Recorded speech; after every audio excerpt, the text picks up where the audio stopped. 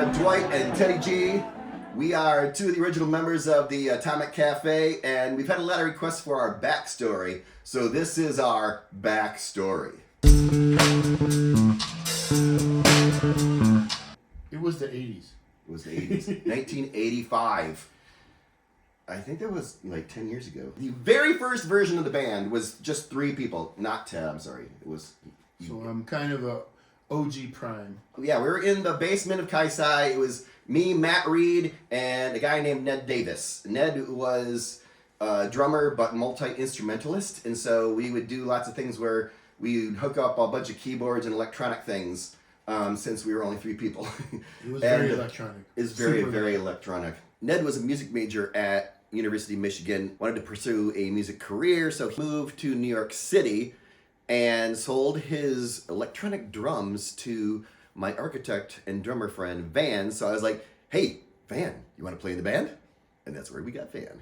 Then after Van, that's when you and my brother Craig Herdrich were our horns. So at that point, there was Matt as lead singer and lead guitar, and I was playing keyboards and bass with my left hand. This one's the bass. This one. And then Teddy and Craig were on saxophone, and Van was on drums. That was the 5 people that were in the band for the next 3 or 4 years. So everybody in the band were classically trained or, you know, sort of over the top. Like everybody was in a real band forever. I mean like a school band or the university band.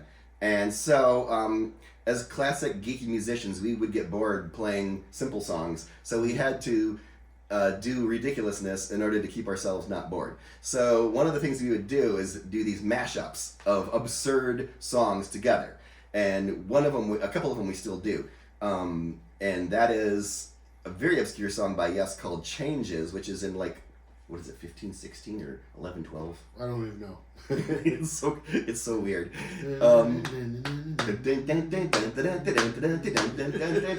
It's like, and so what would happen with people would, so we mashed that up with the Talking Heads' Wild Wild Life, and which had a very similar bridge, which is the middle part of the song. And so people would be dancing, and all of a sudden we'd do this weird thing, and it'd be like, whoa, what's going on? And we just loved that. We also did, oh man, what was it? We played back in the USSR, Beatles. Oh yeah, I forget about that one. So, but we did it in like a jazz style, and then we went into Wipeout. Wipeout, right? You know, because those are so similar. John Christie is... I went to junior high and high school with. Junior high? Oh my gosh, I thought it was just high school. Dang. So I knew him in 7th, 8th grade, and wow. And 9th, and then. And so he was our bass player, but then he moved to Chicago after only 6 months. Oh, we even talked about Van and Jill. Okay. Oh yeah, Jill. So Van and Jill have known each other since they were, what, 16? I think 16. And so what happened was when we put the band back together in 22 years ago, we were thinking about like, well, how are we gonna do all these songs? And Matt, who is amazing singer, Matt sang like all he's a tenor, and he sang all of like the craziest high parts, like Sting, Talking Heads, right, yeah, Cure, right. All these things that like I can only sing Johnny Cash songs. But he's like doing this amazing, and people would freak out about how high he could sing. But then he told us, we still don't believe him, but he told us that he can't sing that high anymore, just because, I guess that's what, like Geddy Lee can't sing that high anymore either.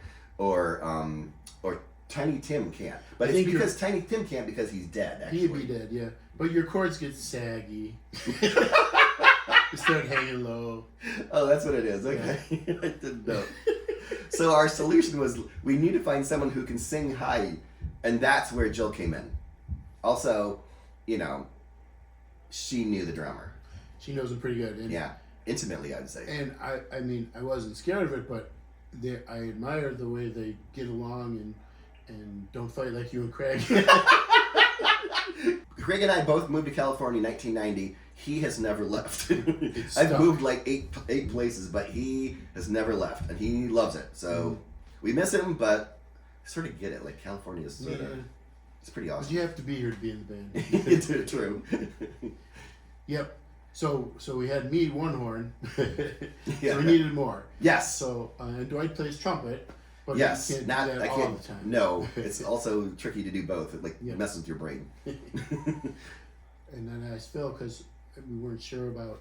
I know we wanted to have trombone like Chicago had trombone. Yes. We knew it would work. Yes. then. Yes. And he's really good. Mm-hmm.